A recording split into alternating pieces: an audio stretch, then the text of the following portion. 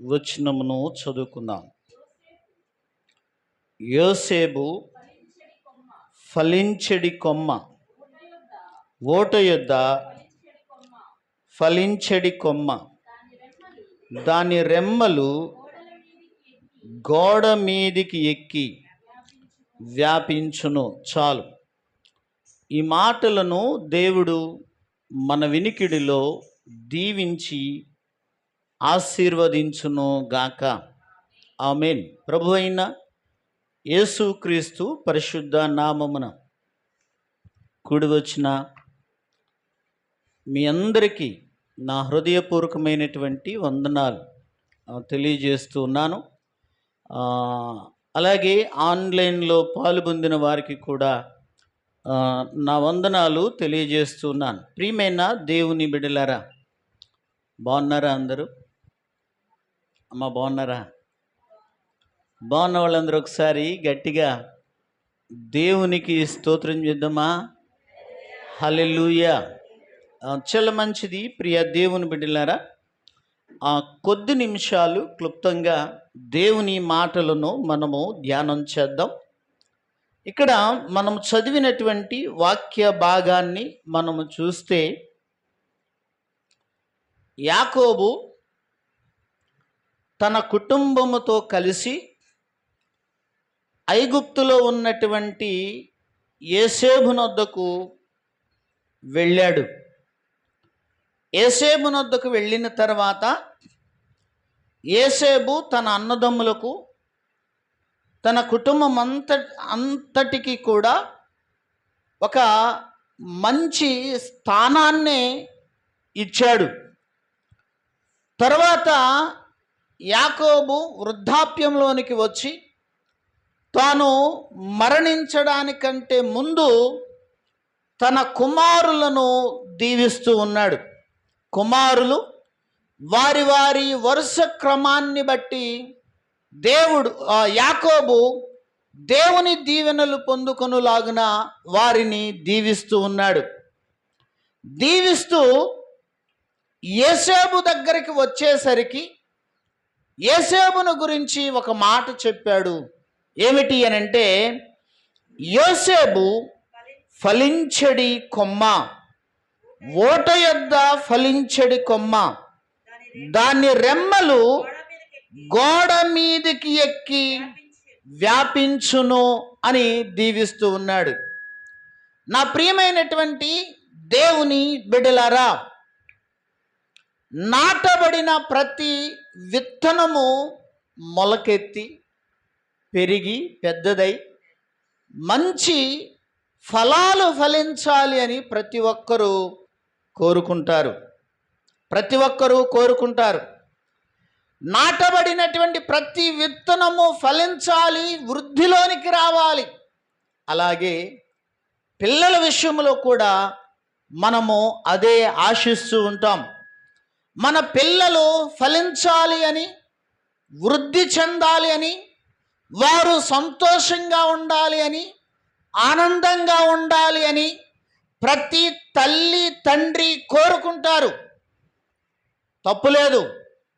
కానీ వారు ఫలించడం అంటే, వారు అభివృద్ధిలోనికి రావటం అంటే సామాన్యమైనటువంటి విషయం కాదు. దాని వెనకాల చాలా కృషి అనేది ఉంటుంది. మొక్క లేదా విత్తనం నాటిన వెంటనే ఫలాలు వచ్చేవు. విత్తనం నాటిన వెంటనే తెగుళ్ళను ఎదుర్కోవాలి, చీడ పురుగులను ఎదుర్కోవాలి కదా, ఎండను తట్టుకోవాలి.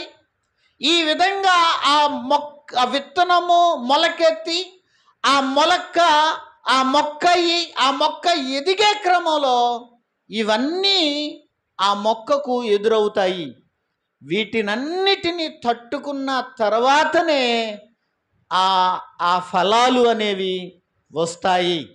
అంతేగాని విత్తనం తీసుకుని భూమిలో నాటిన వెంటనే ఫలాలు ఆశించడంలో చాలా పెద్ద అవిధేయత అనేటటువంటి విషయాన్ని ఈరోజున మనము జ్ఞాపకం చేసుకోవాలి. అయితే ఒక వ్యక్తి దేవునిలో ఫలించాలంటే ఏం చెయ్యాలి? లేదంటే ఒక వ్యక్తిని దేవుడు ఫలింప చెయ్యాలంటే ఏం చెయ్యాలో క్లుప్తంగా కొన్ని మాటలు మీకు వివరిస్తాను. దేవుని వాక్యములో నుండి చాలా జాగ్రత్తగా వినండి. యోసేపును గురించి చెప్పబడినటువంటి మాట ఏమిటి అని అంటే, యోసేపు ఫలించడి కొమ్మగా చెప్పబడింది. యోసేపును గురించి ఏమని చెప్పబడింది? ఫలించడి కొమ్మగా చెప్పబడింది. ప్రియ దేవుని బిడ్డలారా, యోసేపు అనగా ఫలించుట అని అర్థము. యోసేపు అనగా అర్థం ఏంటి? ఫలించుట అని అర్థం. తన పేరుకు తగినట్లుగానే యోసేపు ఫలించాడు, అభివృద్ధి చెందాడు. పేరుకు తగినట్లుగానే ఫలించాడు, అభివృద్ధి చెందాడు. అయితే యోసేపు ఫలించడం, యోసేపు అభివృద్ధి చెందడం అది సామాన్యంగా జరగలేదు. ఈరోజు మనము యోసేపును గురించి వింటూ ఉన్నటువంటి గొప్ప మాటలు, ఈరోజు యోసేపును చూస్తున్నటువంటి తన ఐశ్వర్యం అది సామాన్యంగా తనకు రాలేదు. అయితే యోసేపు ఫలించడానికి గల కారణాలేంటి? యోసేపు ఏ విధంగా ఫలించాడో కొన్ని మాటలు నేను మీకు చెబుతాను. జాగ్రత్తగా వినాలని ప్రేమతో మీకు తెలియపరుస్తూ ఉన్నాను. యోసేపు ఏ విధంగా ఫలించాడు అనంటే, మొదటిగా యోసేపు శ్రమలను సహించాడు. యోసేపు ఏం చేశాడంట?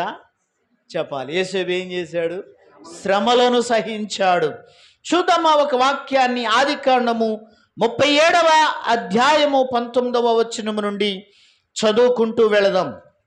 ఆదికాండము 37వ అధ్యాయము 19వ వచనము నుండి చదువుకుంటూ వెళదాం. వారు, ఇదిగో ఈ కలలు కనువాడు వచ్చుచున్నాడు, వీని చంపి ఇక్కడనున్న ఒక గుంటలో పారవేసి దుష్ట మృగము వీని తినివేసినని చెప్పుదాము. అప్పుడు వీని కలలేమగునో చూతము రెండని ఒకనితో ఒకడు మాటలాడుకొనిరి. రూబేను ఆ మాట విని, మనము వానిని చంపరాదని చెప్పి వారి చేతులలో పడకుండా అతని విడిపించెను.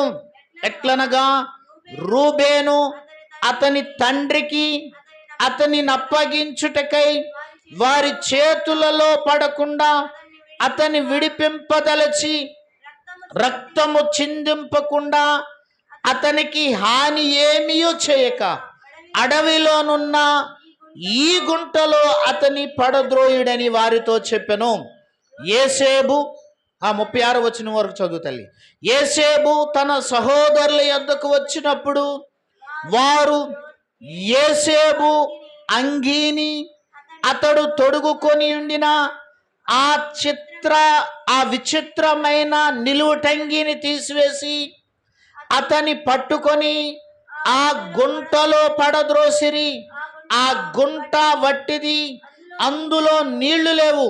వారు భోజనము చేయ కూర్చుండి కన్నులెత్తి చూడగా ఐగుప్తునకు తీసుకొని పోవుటకు గుగ్గిలము మస్తకియు బోళమును మోయుచున్న ఒంటెలతో ఇష్మాయేలీయులైన మార్గస్థులు గిలాదు నుండి వచ్చుచుండిరి. అప్పుడు యూదా, మనము మన సహోదరుని చంపి వాని మరణమును దాచిపెట్టినందువలన ఏమి ప్రయోజనము? ఈ ఇష్మాయేలీలకు దానిని అమ్మివేయుదుము రండి. వాడు మన సహోదరుడు, మన రక్త సంబంధి కదా, వానికి హాని ఏమియో చేయరాదని తన సహోదరులతో చెప్పెను. అందుకతని సహోదరులు సమ్మతించిరి. మిద్యానీయులైన వర్తకులు ఆ మీదుగా వెళ్ళుచుండగా ఆ గుంటలో నుండి యోసేపును పైకి తీసి ఆ ఇష్మాయేలీలకు 20 తులముల వెండికి అతనిని అమ్మివేసిరి. వారు యోసేపును ఐగుప్తునకు తీసుకుని పోయిరి. 36వ వచనం కూడా చదువుకుందాం. 36వ వచనంలో, మిద్యానీయులు ఐగుప్తునకు అతన్ని తీసుకుని పోయి ఫరో యొక్క ఉద్యోగస్తుడును రాజ్య సంరక్షక సేనాధిపతియునైన పోతీఫరునకు అతనిని అమ్మివేసిరి. చాలు. ప్రియమైన దేవుని బిడ్డలారా, ఇక్కడ కనుక మనము చూసినట్లయితే యోసేపు అమ్మివేయబడ్డాడు. యోసేపు అమ్మివేయబడ్డాడు. యోసేపు తండ్రి అయినటువంటి యాకోబు తన అన్నదమ్ములందరికంటే యోసేపును ఎక్కువగా ప్రేమించాడు. యోసేపును ఎక్కువగా ప్రేమించి యోసేపు పట్ల ప్రత్యేకమైనటువంటి శ్రద్ధ కలిగి ఉన్నాడు. మిగతా అన్నదమ్ములకు అది నచ్చల. ఎందుకంటే యోసేపునే ప్రత్యేకంగా చూస్తూ ఉన్నాడు. తల్లిదండ్రులారా, జాగ్రత్తగా వినండి. దేవుడు మీకు ఇచ్చినటువంటి సంతానములో ఎవరిని కూడా ఒకరిని ఎక్కువగా ఒకరిని తక్కువగా చూడవద్దు. జాగ్రత్తగా వినండి. ఒకవేళ మీరు ఒకరిని ఎక్కువగా ఒకరిని తక్కువగా చూస్తే వాళ్ళల్లో వాళ్ళకి ఈర్ష్య కలుగుద్ది. వాళ్ళకి ఈర్ష్య కలగటం మాత్రమే కాదు, వాళ్ళల్లో వారు శత్రువులుగా మారే ప్రమాదం ఉంది. వింటున్నారా నా మాటలు? వాళ్ళల్లో వారు శత్రువుగా మారే ప్రమాదం ఉంది. వారు శత్రువుగా మారి వారు బ్రతుకున్నంత కాలం ఒకరంటే ఒకరికి పడదు. వారు బ్రతుకున్నంత కాలం ఒకరంటే ఒకరికి, దానికి బీజం వేసింది ఎవరు? తల్లిదండ్రులుగా తారతమ్యాలు చూపేటటువంటి మనమే. నా మాటలు వింటున్నారా?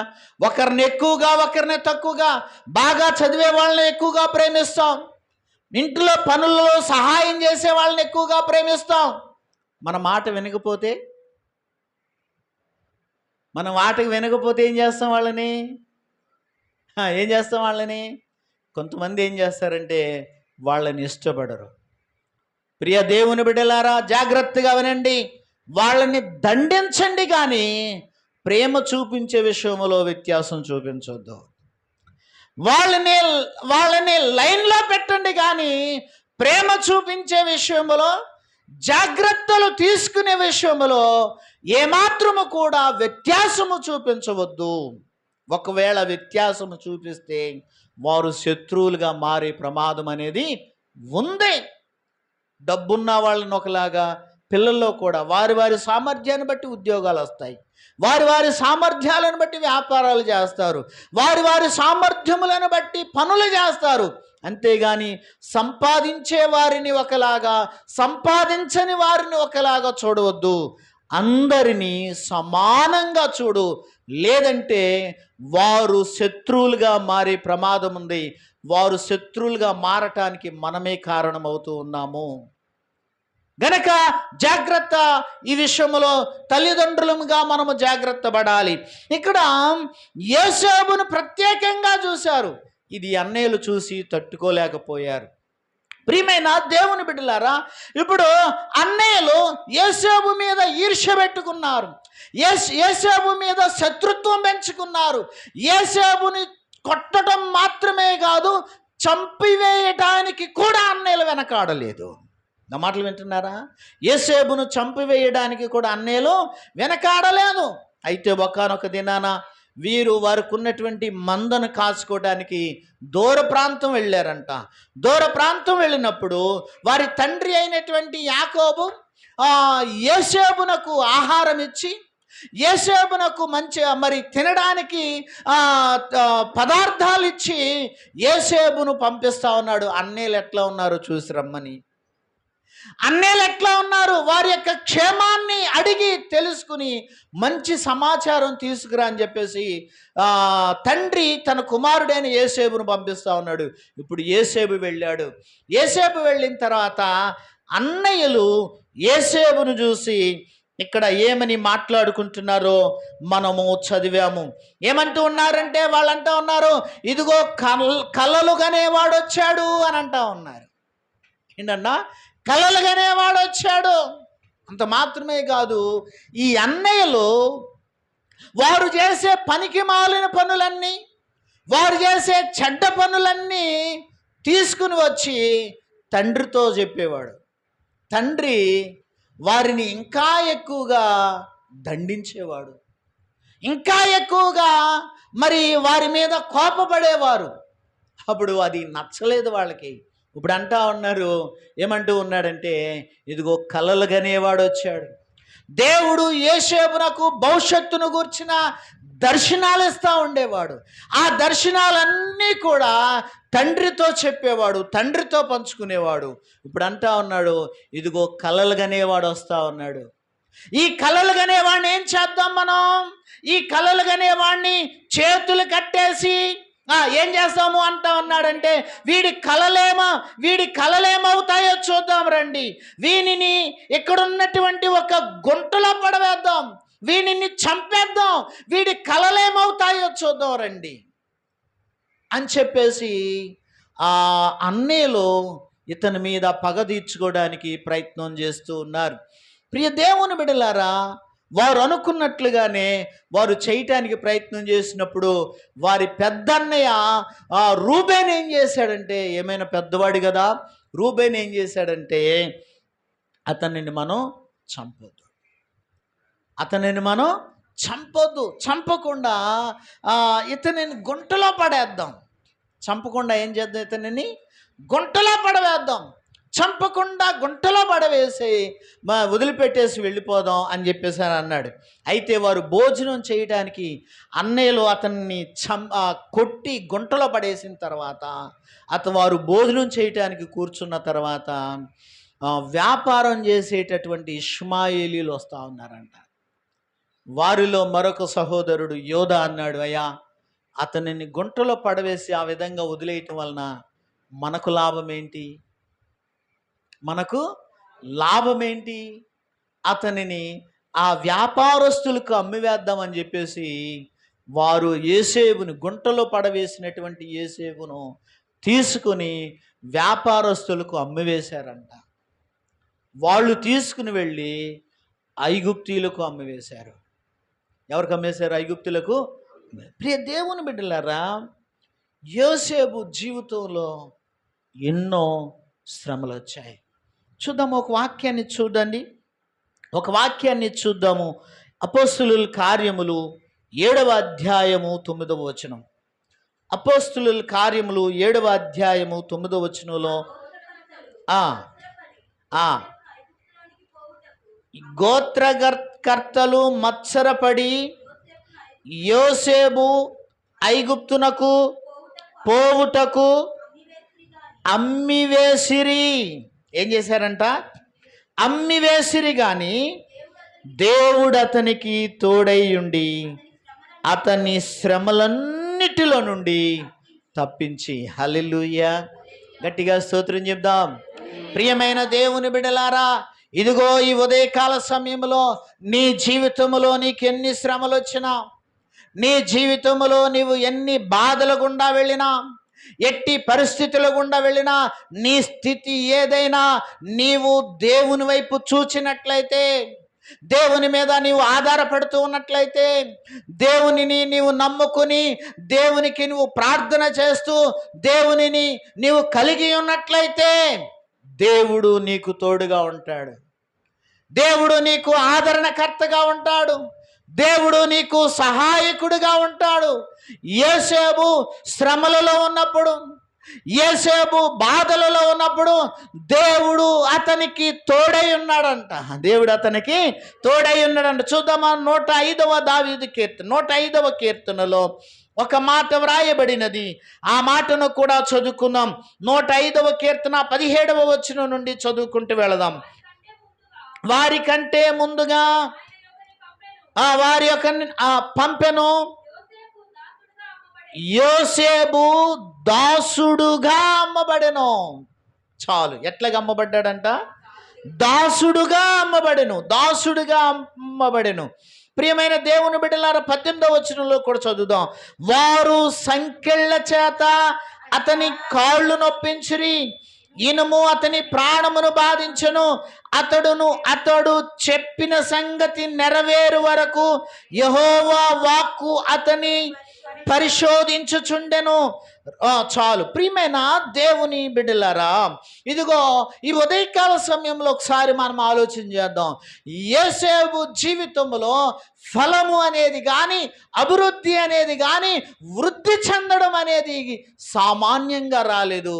అయితే యోసేపు శ్రమలు సహిస్తూ వెళ్ళాడు. యోసేపు ఏం చేస్తూ వెళ్ళాడంట? శ్రమలు సహిస్తూ వెళ్ళాడు. గనక సంఘమా, ప్రియ విశ్వాసి, నీ జీవితంలో శ్రమలు అనేవి సహజంగా వస్తాయి. చాలామంది కష్టాలు వచ్చినప్పుడు ఏంటి ఈ బాధలు నాకు అని అంటారు. మాకే ఎందుకు ఈ శ్రమలు అని అంటారు. నాకే ఎందుకు ఈ శ్రమలు అని చెప్పేసి అని అంటారు. పౌలు తిమోతితో మాట్లాడుతూ అన్నాడు కదా, క్రీస్తు యేసునందు సద్భక్తితో బ్రతుకను ఉద్దేశించి వారందరూ ఏమవుతారంట? హింస నొందెదురు అని చెప్పాడు. ప్రియమైన దేవుని బిడ్డలారా, ఒకవేళ దేవుని యందు నిజమైనటువంటి భక్తి కలిగి, దేవుని యందు నిజమైనటువంటి విశ్వాసము కలిగి నీవు బ్రతకాలి అనే ఆశ కలిగి ఉన్నట్లయితే శ్రమలు నీ జీవితంలో వస్తాయి, కష్టాలు నీ జీవితంలో వస్తాయి, ఇరుకులు నీ జీవితంలో వస్తాయి, అనారోగ్యం వస్తుంది. ప్రియ దేవుని బిడ్డలారా, ఆర్థిక ఇబ్బందులు వస్తాయి, పలు విధములైనటువంటి సమస్యలు అనేవి నిన్ను సతమతమయ్యేటట్లుగా చేస్తూ ఉంటాయి. అయినా కానీ నీవు నిబ్బరంగా ఉండు, దేవుని వైపు చూడు, దేవుని మీద ఆనుకో. యాకోబు పత్రికలో ఒక మాట అన్నాడు, చూద్దాం ఒకసారి. యాకోబు పత్రిక 1వ అధ్యాయము 2వ వచనం నుండి మనం చదువుకుంటూ వెళదాం. యాకోబు పత్రిక 1వ అధ్యాయము 2వ వచనం నుండి చదువు. సహోదరులారా, మీ విశ్వాసమునకు కలుగు పరీక్ష ఓర్పును పుట్టించును అని ఎరిగి మీరు నానా విధములైన శోధనలలో పడినప్పుడు ఎట్లా ఎంచుకోవాలంట? బహుదానందముగా ఎంచుకోవాలి. ఎట్లా ఎంచుకోవాలి? నానా విధమైనటువంటి శోధనలలో పడినప్పుడు. నా ప్రియ దేవుని బిడ్డలారా, శోధన వచ్చినప్పుడు, బాధ వచ్చినప్పుడు మనం ఏమని ప్రార్థన చేస్తాము అని అంటే, ప్రభువా ఈ శోధన తొలగించు, ప్రభువా ఈ బాధను తొలగించు అని మనం ప్రార్థన చేస్తాం. ఒక భక్తుడు దేవునిని ఏమని ప్రార్థన చేశాడంటే, దేవా నన్ను ముళ్ళ బాటలో నడిపించినా కానీ నడిపించాలనుకుంటే నడిపించు, అయితే నాకు ఇనుప చెప్పుల నువ్వు ప్రభువా అని ప్రార్థన చేశాడు. ఏమని ప్రార్థన చేశాడు? ఇనుప చెప్పులను. అంటే వాటిని నేను దాటుకుంటా వెళ్ళాలి, ముళ్ళను దాటుకుంటా వెళ్ళాలి, గుంతలను దాటుకుంటా వెళ్ళాలి, రాళ్లను దాటుకుంటా వెళ్ళాలి, ఇరుకులను దాటుకుంటా వెళ్ళాలి. మనమైతే ప్రభువా ఈ ముళ్ళు తొలగించు, నా దారి సరళం చెయ్యి అంటాం. కష్టాలు ఎదుర్కొనటానికి ఎవరు కూడా ఇష్టపడరు. ప్రియ దేవుని బిడ్డలారా, నీవు సహించగలిగినటువంటి విధానాన్ని నువ్వు కలిగి ఉండాలి. చూద్దాం, యాకోబు పత్రికలోనే చూడండి తల్లి, 1వ అధ్యాయము 2వ వచనం నుండి చదువు తల్లి. 2వ వచనం. సహోదరులారా, మీ విశ్వాసమునకు కలుగు పరీక్ష ఓర్పును పుట్టించునని ఎరిగి మీరు నానా విధములైన శోధనలలో పడినప్పుడు అది మహాదానందముగా ఎంచుకొనుడి. మీరు సంపూర్ణులను అనునాంగులను ఏ విషయంలోనైనాను కొదవలేని వారునై ఉండునట్లు ఓర్పు తన క్రియను కొనసాగింపనీయుడి అని అంటా ఉన్నాడు. అక్కడ ఆ మాటను మనము చాలా జాగ్రత్తగా గమనించాలి. 4వ వచనంలో మీరు సంపూర్ణులను అనునాంగులను ఏ విషయములోనైనాను కొదవలేని వారునై ఉండునట్లుగా, ఇదిగో నీ జీవితంలో కొదవ లేకుండానట్లుగా, నీ జీవితంలో ఇదిగో నీవు ఏ కొరత లేకుండానట్లుగా ఓర్పు తన క్రియను ఏం చేయాలి? కొనసాగించాలి. తర్వాత ఇదే యాకోబు పత్రికలో చూద్దాము, 12వ వచనంలో, 12వ వచనాన్ని చూడండి ఒకసారి. శోధన సహించువాడు ధన్యుడు, అతడు శోధనకు నిలిచిన వాడై ప్రభు తన్ను ప్రేమించు వారికి వాగ్దానము చేసిన జీవ కిరీటము పొందును అని అంటా ఉన్నాడు. ఎవరు ధన్యులంట? చెప్పాలి, ఎవరు ధన్యులు? శోధనను సహించువాడు ధన్యుడు, సహించువాడు ధన్యుడు. నా ప్రియమైనటువంటి దేవుని బిడ్డలారా, ఒకవేళ నువ్వు శోధన ఎదుర్కొన్నట్లయితే, నీ కుటుంబం శోధన ఎదుర్కొంటున్నట్లయితే, ఒకసారి నువ్వు ఆలోచించేయి, నీవు ధన్యుడవే, ధన్యురాలవే. ఎందుకు అనంటే నువ్వు మరి ఎక్కువగా ప్రార్థన చేస్తావు, మరి ఎక్కువగా దేవునిని అంటి పెట్టుకుని ఉంటావు, మరి ఎక్కువగా దేవునితో సహవాసం చేస్తావు. దేవునితో సహవాసం చేయటం నీకు ధన్యత.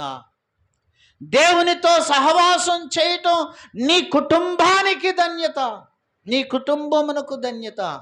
ఇదిగో బాధలు వచ్చినప్పుడు నీవు గ్రహించుకోవలసినది ఏమిటి అంటే, నీ బిడ్డలు గ్రహించుకోవలసినది ఏమిటి అంటే, నీ తోటి విశ్వాసులు గ్రహించుకోవలసినది ఏమిటి అని అంటే, నువ్వు మరి ఎక్కువగా ప్రార్థన చెయ్యాలి అని, నువ్వు మరి ఎక్కువగా దేవునికి సమయాన్ని కేటాయించాలని, నువ్వు మరి ఎక్కువగా దేవుని వాక్యాన్ని చదవాలి, దేవుని వాక్యాన్ని నువ్వు ధ్యానం చేయాలి, దేవునిలో నువ్వు అంటు కట్టబడాలి అనేదే దేవుడు నీకు నేర్పిస్తూ ఉన్నాడు శోధన ద్వారా.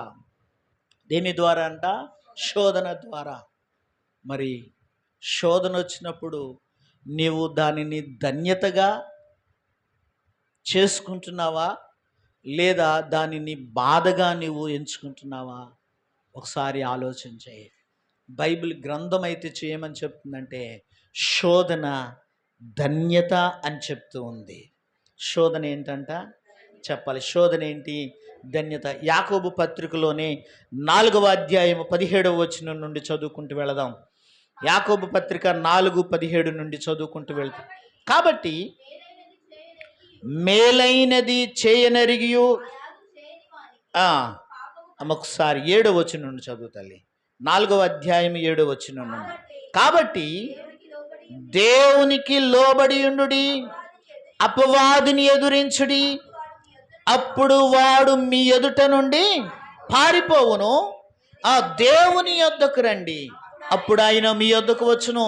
పాపులారా, మీ చేతులను శుభ్రం చేసుకొనుడి, ద్విమనస్కులారా, మీ హృదయములను పరిశుద్ధపరచుకొనుడి.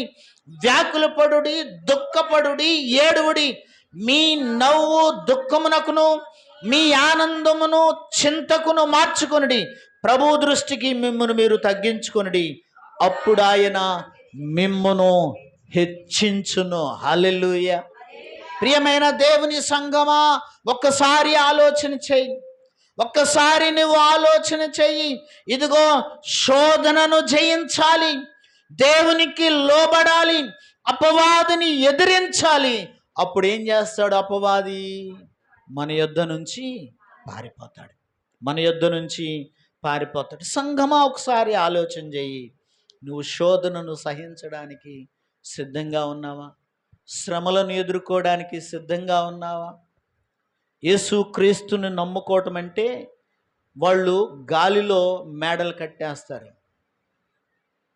గాలిలో మేడలు కట్టడం కాదు, ఊహించుకోవడం, గొప్ప గొప్పగా ఊహించుకుని దేవుడు అది చేసేస్తాడు, ఇది చేసేస్తాడు, అద్భుతాలు జరిగిపోతాయి దేవునిని నమ్ముకుంటే అని అంటారు.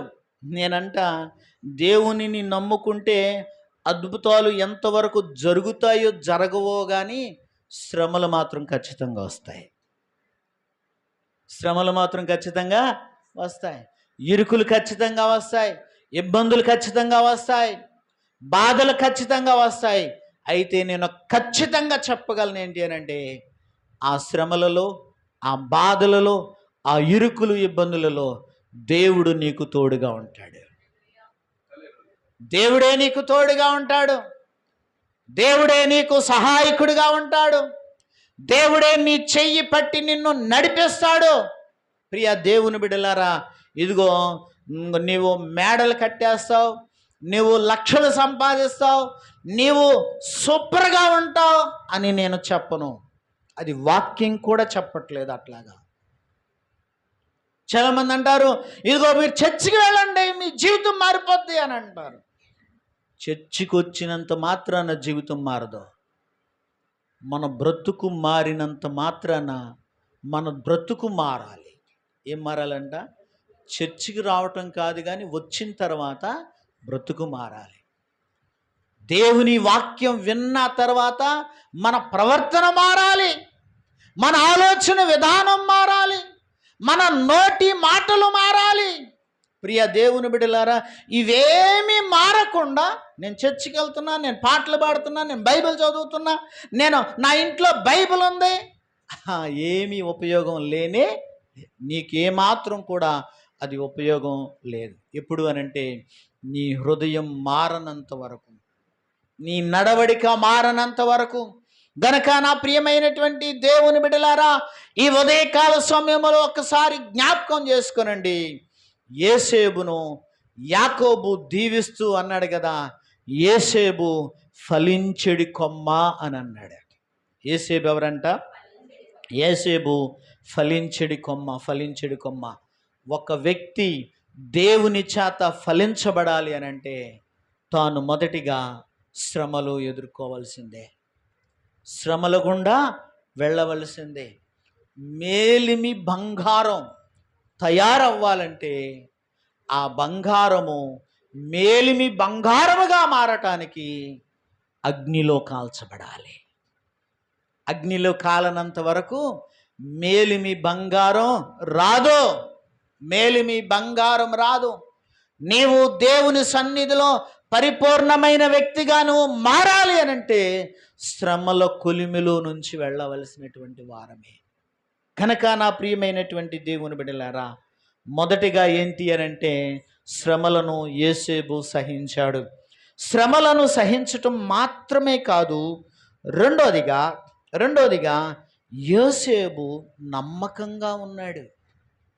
యోసేపు ఎట్లా ఉన్నాడంట? చెప్పండి తల్లి. నమ్మకంగా ఉన్నాడు. నమ్మకత్వము చాలా ప్రధానమైనటువంటిది.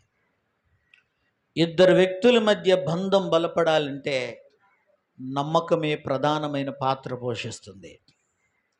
ఒక్కసారి ఆ ఇద్దరు వ్యక్తుల మధ్య నమ్మకం కోల్పోతే ఇంకా వారి యొక్క హృదయాలు కలవవు, వారి యొక్క మనసులు కలవవు. ప్రియ దేవుని బిడ్డలారా, అద్దం పగిలిపోయిందనుకోండి, అద్దం పగిలిపోయిన తర్వాత ఆ పగిలిపోయినటువంటి అద్దం ముక్కలను అతికించడానికి ప్రయత్నం చేస్తే అతికించి ఆ అద్దం ముందు నిలబడితే ఆ పగులుగానే కనపడుతుంది. ఇంతకు ముందు కనపడినట్లుగా ఒకే మోఖం కనపడదు కానీ మనం ఇద్దరంగా కనపడతాం కదా. కనుక ప్రియ దేవుని బిడ్డలారా, నమ్మకత్వము అనేది చాలా ప్రధానమైనది. యోసేపు అటువంటి నమ్మకత్వాన్ని కలిగి ఉన్నాడు. చూడండి, ఆదికాండము 39వ అధ్యాయము 4వ వచనం నుండి చదువుకుంటూ వెళదాం. 4వ వచనం నుండి 39వ అధ్యాయము 4వ వచనం. యోసేపు మీద అతనికి కటాక్షము కలిగెను గనుక అతని యొద్ద పరిచర్య చేయువాడాయను, మరియు అతడు తన ఇంటి మీద విచారణకర్తగా అతని నియమించి తనకు కలిగినదంతయు అతని చేతికప్పగించెను. 6వ వచనం కూడా చదువుకుందాం. అతడు తనకు కలిగినదంతయు యోసేపు చేతికప్పగించి తాను ఆహారము తినుట తప్ప తనకేమి ఉన్నదో ఏమి లేదో విచారించిన వాడు కాడు. చాలు తల్లి. అంటే ఈ ఐగుప్తు రాజు తన బాధ్యత అంతా కూడా, తన బాధ్యత మాత్రమే కాదు, తన ఇంటి మీద పెత్తనమంతా కూడా యోసేపుకు అప్పగించేశాడు. యోసేపుకు అప్పగించినటువంటి పని అప్పగించిన వ్యక్తి, బాధ్యత అప్పగించిన వ్యక్తి సామాన్యమైన వ్యక్తి కాదు. ఐగుప్తు దేశానికి రాజు. రాజుగారి దగ్గరికి ఒక వ్యక్తి వెళ్ళడం అంటే సామాన్యమైన విషయం కాదు. అంతే కదా. మనం ముఖ్యమంత్రి గారి దగ్గరికి వెళ్ళాలంటే సింపుల్గా వెళ్ళాలనుకుంటే వెళ్ళిపోతామా? పర్మిషన్ ఉండాలి. పర్మిషన్ ఉన్న తర్వాత పిఏ ఉంటాడు, పిఏని దాటుకుని వెళ్ళాలి, సెక్యూరిటీ ఉంటుంది, వీళ్ళందరూ ఉంటారు.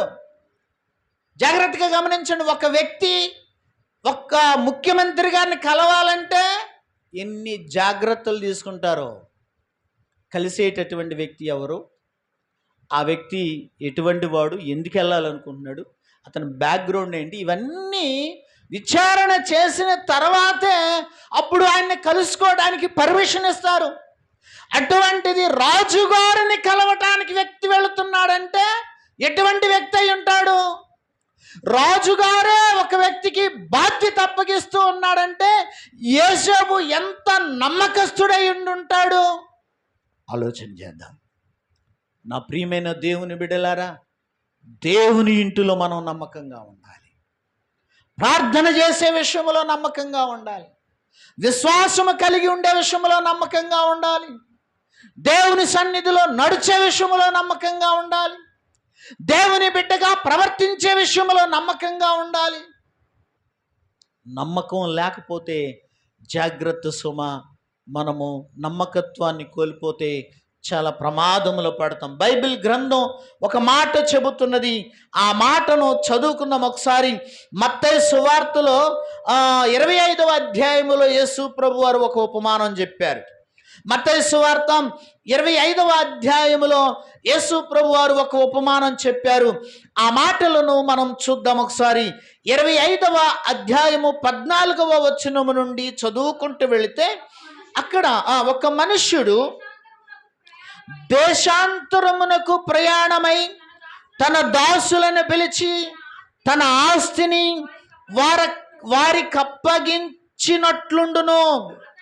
అతడు ఒకనికి 5 తలాంతులను, ఒకనికి 2, ఒకనికి 1 ఎవని సామర్థ్యము చొప్పున వానికిచ్చి వెంటనే దేశాంతరము పోయెను. 5 తలాంతులు తీసుకుని వాడు వెళ్ళి వాటితో వ్యాపారము చేసి మరి 5 తలాంతులు సంపాదించెను. అలాగుననే 2 తీసుకుని వాడు మరి 2 సంపాదించెను. అయితే 1 తలాంతు తీసుకుని వాడు వెళ్ళి భూమి త్రవ్వి తన యజమానుని సొమ్ము దాచిపెట్టెను. బహుకాలమైన తర్వాత ఆ దాసుల యజమానుడు వచ్చి వారి యొద్ద లెక్క చూచుకొనెను. అప్పుడు 5 తలాంతులు తీసుకుని వాడు మరి 5 తలాంతులు తెచ్చి, అయ్యా, నీవు నాకు 5 తలాంతులు అప్పగించితివే, అవియుగాక మరి 5 తలాంతులు సంపాదించితినని చెప్పెను. అతని యజమానుడు, బలా నమ్మకమైన మంచి దాసుడా, నీవు ఈ కొంచెములో నమ్మకముగా ఉంటివి, నిన్ను అనేకమైన వాటి మీద నియమించెదను, నీ యజమానుని సంతోషములో పాలు పొందుమని అతనితో చెప్పెను. అలాగే 2 తలాంతులు తీసుకుని వాడు వచ్చి, అయ్యా, నీవు నాకు 2 తలాంతులు అప్పగించితివే, అవియుగాక మరి 2 తలాంతులు సంపాదించితినని చెప్పెను. అతని యజమానుడు, బలా నమ్మకమైన మంచి దాసుడా, నీవు ఈ కొంచెములో నమ్మకముగా ఉంటివి, నిన్ను అనేకమైన వాటి మీద నియమించదును, నీవు నీ యజమానుని సంతోషంలో పాలు పొందమని అతనితో చెప్పెను. తరువాత 1 తలాంతు తీసుకుని వాడు వచ్చాయా, నీవు విత్తని చోట కోయివాడువును, చల్లని చోట పంట కూర్చుకుని వాడువునైనా కఠినుడవని నేను ఎరుగుదును గనక నేను భయపడి వెళ్ళి నీ తలాంతును భూమిలో పాతిపెట్టి తిని, ఇదిగో నీది నీవు తీసుకునమని చెప్పెను. అందుకు అతని యజమానుడు వానిని చూచి, సోమరివైన చెడ్డదాసుడా. చాలు. ఏమంటున్నాడు? సోమరివైన చెడ్డదాసుడా, సోమరివైన చెడ్డదాసుడా. అంతకు ముందు ఇద్దరిని ఏమన్నాడు? బల నమ్మకమైన మంచి దాసుడా. కారణం ఏంటి? దేవుడు లేదా యజమానుడు వారికి అప్పగించిన పనిని బాధ్యతగా నెరవేర్చి ఆ పనిని, ఆ తలాంతులను, ఆ యొక్క ధనాన్ని వృద్ధి చేశారు. వాళ్ళు ఏం చేశారంట? ధనాన్ని వృద్ధి చేశారు. అందుకని యజమానుడు వారిని ఏమన్నాడంటే నమ్మకమైన మంచి దాసుడు అన్నాడు. వీడినేమన్నాడు? సోమరివైన. ఎట్లా పోల్చాడంట? సోమరిగా పోల్చాడు, చెడ్డవాడిగా పోల్చాడు. ప్రియమైన దేవుని సంగమా, ఒకవేళ దేవుడు నిన్ను ప్రేమించి నీ ఎడల కనికరించి ఆయన గొప్ప రక్షణను నీకు ఇచ్చాడు. ఆయన ఇచ్చినటువంటి గొప్ప రక్షణను గనక నీవు కాపాడుకొనకపోతే, ఇదిగో ఒకానొక దినాన మనమందరము కూడా దేవుని న్యాయపీఠం ఎదుట నిలబడతాం. దేవుని న్యాయపీఠం ఎదుట నిలబడినప్పుడు ఇక్కడ అన్నాడు కదా, ఇక్కడ ఏమన్నాడు? ఏంటి? యజమానుడు దేశాంతరము వెళ్ళాడు. దేశాంతరము వెళ్ళి తిరిగి వచ్చిన తర్వాత ఏమడిగాడు? లెక్క అడిగాడు. నా మాటలు వింటున్నారా? నా మాటలు అర్థమవుతుందియా? ఒకానొక దినాన దేవుని న్యాయపీఠము ముందు నిలబడే మనము దేవునికి లెక్కప్ప చెప్పాలి. ఏమప్ప చెప్పాలి? దేవునికి లెక్కప్ప చెప్పాలి. ఇదిగో నీ జీవితంలో ఇన్ని మేలులు చేశాను కదా, నిన్ను ఎంతగా కనికరించాను కదా, నీ పట్ల ఎంత కృప చూపించాను కదా, ఇంతగా సహాయము చేశాను కదా, తిరిగి నాకేమిచ్చావు అనంటే నువ్వు ఎంత నమ్మకంగా ఉన్నావు, ప్రార్థన చేసావా అని దేవుడు లెక్క అడుగుతాడు. నీ ప్రార్థనా జీవితాన్ని దేవుడు లెక్క అడుగుతాడు. దేనిని లెక్క అడుగుతాడు? ప్రార్థనా జీవితాన్ని లెక్క అడుగుతాడు. ప్రార్థనా జీవితాన్ని లెక్క అడుగుతాడు. మనం అంటాం, నేను ప్రార్థన చేస్తున్నా.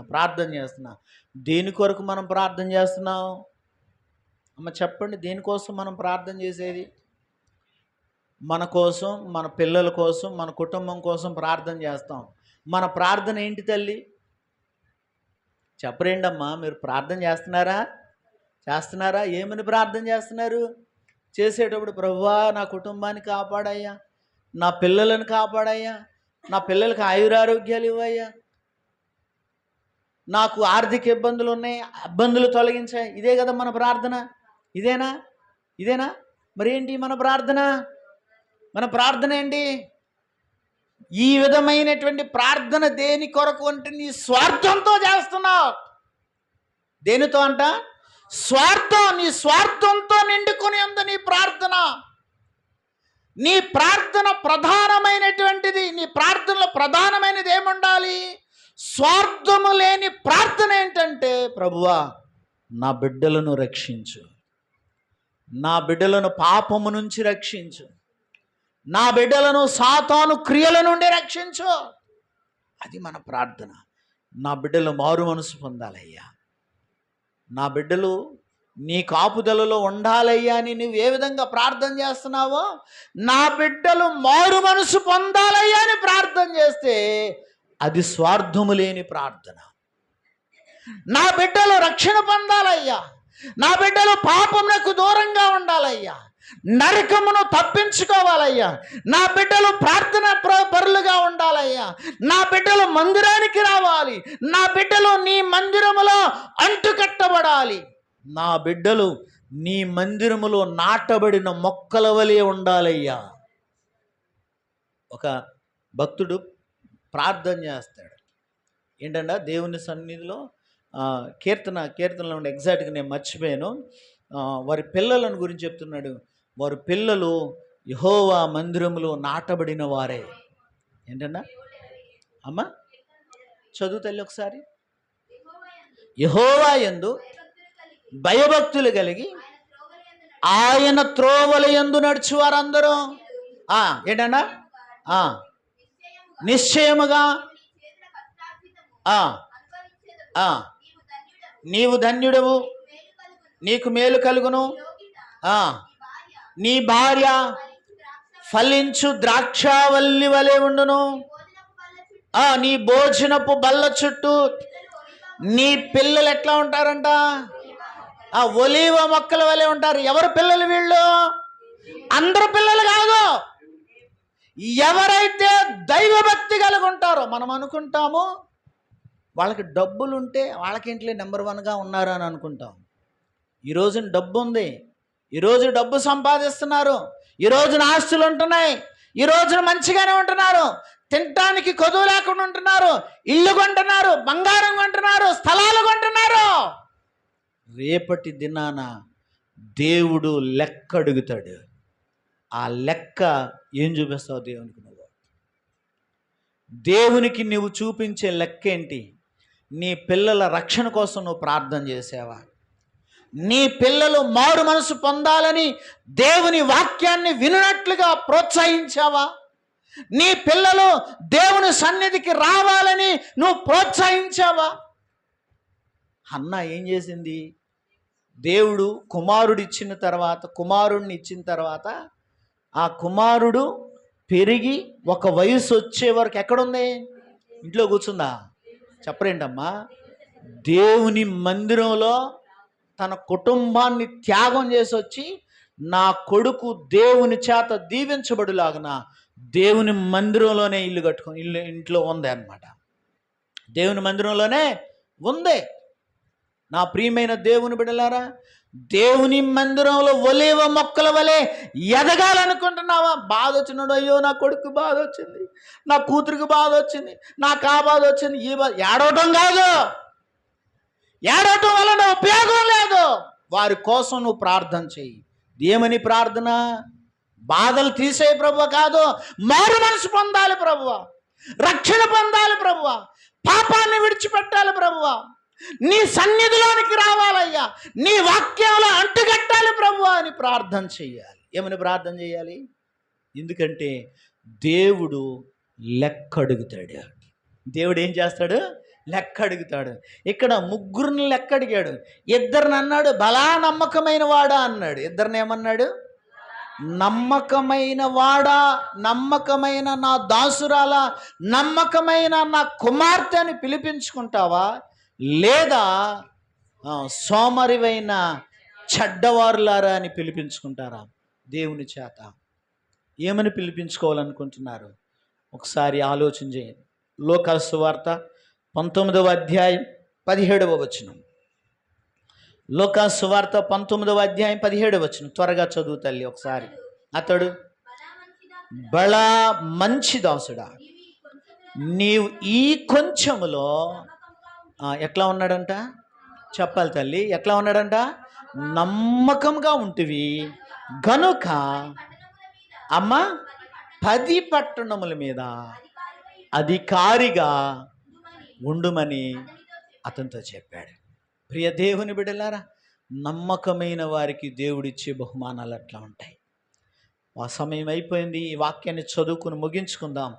చూడండి ఒకసారి 2వ తిమోతి పత్రిక 4వ అధ్యాయము 7-8 వచనాలు. తిమోతికి వ్రాసిన 2వ పత్రిక 4వ అధ్యాయం 7-8 వచనం. మంచి పోరాటము పోరాడి తిని, నా పరుగును కడముట్టించి తిని, విశ్వాసమును కాపాడుకొంటిని. ఇక మీదట నా కొరకు నీతి కిరీటం ఉంచబడినది.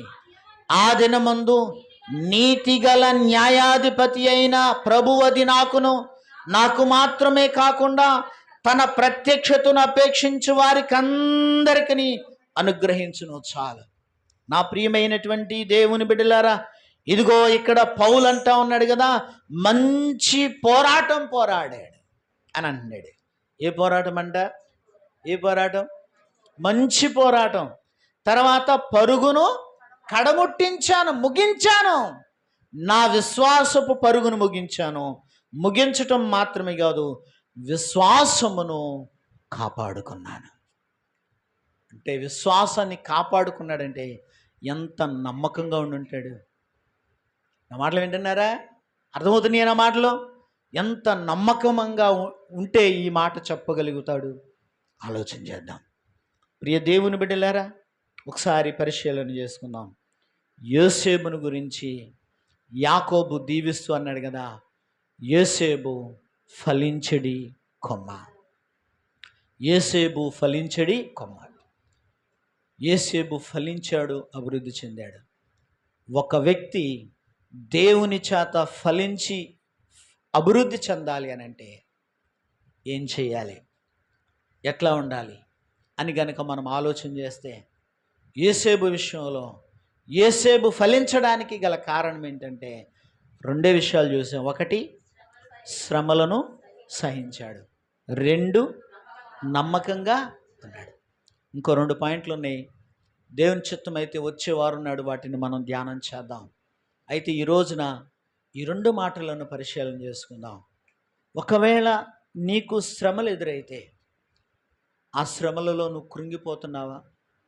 సామెతల గ్రంథంలో మనం చదువుతున్నాం, శ్రమ దినమున నీవు కృంగిని ఎడలా నీవు చేతగాని వాడు అవుదు అని అన్నాడు. కృంగిపోవటం కాదు, దేవుని వైపు చూడాలి. ఎవరి వైపు చూడాలి? దేవుని వైపు చూడాలి. దేవుని మీద ఆధారపడాలి. దేవునికి ప్రార్థన చేయాలి. కనుక క్రైస్తవులకు, దేవుని బిడ్డలకు శ్రమలు సహజంగా వస్తాయి. అప్పుడే మనం దేవుని సన్నిధిలో నిబ్బరంగా ఉండాలి. మొదటిగా. రెండోదిగా ఏంటి తల్లి? నమ్మకంగా. మరి నమ్మకంగా ఉంటున్నామా మనం? దేవుడు మనకి ఇచ్చినటువంటి బాధ్యతలలో నమ్మకంగా ఉంటున్నామా? ఎంత మేరకు మనం నమ్మకంగా ఉంటున్నాం? దేవుని చేత ప్రశంసించబడిన వ్యక్తుల వలె బలా నమ్మకమైన మంచి దాసుడా, ఆ మాట దేవుడు మనల్ని చూసి పలకగలుగుతాడా? రేపటి దినాన, తీర్పు దినాన మనం నిలబడినప్పుడు ఒకసారి పరిశీలన చేసుకుందాం. శ్రమలను ఎదుర్కొందాం, నమ్మకంగా ఉందాం, దేవుని ప్రత్యక్షత కొరకు ఎదురు చూద్దాం. దేవుడు ప్రత్యక్షమైతే దేవుని రాజ్యాన్ని మనము సొంతం చేసుకుందాం. ఇంకా ఎవరైనా మారు మనసు పొందకపోతే, ఇంకా ఎవరైనా మరి రక్షణ అనుభవంలోనికి రాకపోతే, బైబిల్ చెప్తా ఉంది, ఇదే మిక్కిలి అనుకూలమైన నేడు అను సమయం ఉండగానే మారు మనసు పొందు అని చెప్తూ ఉంది. మారు మనసు పొందండి, దేవుని రాజ్యాన్ని సొంతం చేసుకోండి. నూతన సంవత్సరం దగ్గర పడుతూ ఉంది. 2025 సంవత్సరం ముగిసిపోయి 2026 అనే ఒక నూతనమైన సంవత్సరంలోనికి మనం ప్రవేశించబోతున్నాం. ఆ సంవత్సరం నీకు ఫలభరితంగా మారాలంటే మారు మనసు పొందండి, రక్షణ అనుభవంలోనికి రండి. రక్షణ పొందిన విశ్వాసులారా, మీరు మీ ఆత్మీయ జీవితంలో శ్రమలను సహించి దేవునికి నమ్మకంగా ఉండండి. దేవుడు ప్రత్యక్షమైతే దేవుని రాజ్యాన్ని సొంతం చేసుకోనండి. ఈ మాటలను దేవుడు దీవించి ఆశీర్వదించునుగాక. ప్రార్థన చేసుకుందాం. అందరూ కూడా కళ్ళు మూసుకోనండి, తలలు వంచండి. ప్రార్థన చేసుకుందాం. నా ప్రియమైనటువంటి దేవుని బిడ్డలారా, నా ప్రియమైనటువంటి దేవుని సంఘమా, ఒక్కసారి చెప్పిన మాటలు నువ్వు పరిశీలన చేసుకో. చెప్పబడినటువంటి మాటలను గురించి ఆలోచన చేయి. చెప్పబడినటువంటి మాటలను గురించి ఆలోచన చేయి. ఒక్కసారి చెప్పబడినటువంటి మాటలను గురించి ఆలోచన చేయి. ప్రార్థన చేసుకుందాం. నా ప్రియమైన దేవుని బిడ్డలారా, ప్రియ దేవుని సంఘమా, శ్రమలు ఎదురైనప్పుడు, కష్టాలు ఎదురైనప్పుడు నువ్వు ఎట్లా ఉంటున్నావు? పరిశీలన చేయి. ప్రార్థన చేయండి.